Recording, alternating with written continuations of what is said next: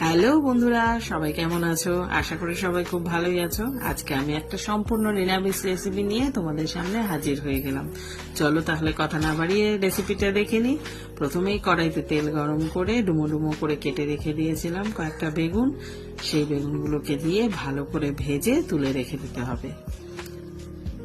তারপরে ওই তেলের মধ্যে সামান্য একটু কালো জিরে ফোড়ন দিয়ে দিলাম আগে থেকেই পেস্ট করে রেখে দিয়েছিলাম সর্ষে, পোস্ত, একটু কাজু বাদাম আর কয়েকটা কাঁচা লঙ্কা। সেটাকে দিয়ে ভালো করে তেলের সঙ্গে মিশিয়ে নিলাম।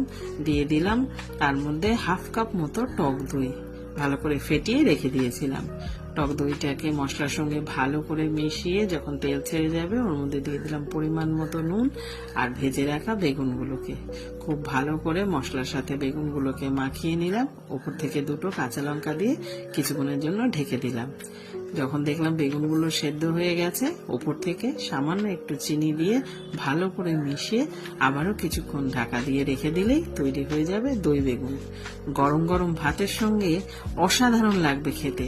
তোমরা অবশ্যই বাড়িতে বানিয়ে খাবে আর আমাকে কমেন্ট করে জানাবে কেমন লাগলো। যদি ভালো লাগে অবশ্যই একটা লাইক করে দেবে আর শেয়ার করে দিয়ে অন্য বন্ধুদেরও দেখার সুযোগ করে দেবে। তাহলে আজকে ভিডিওটা এখানেই শেষ করছি। তোমাদের সঙ্গে দেখা হচ্ছে আবারও অন্য কোনো ভিডিওতে।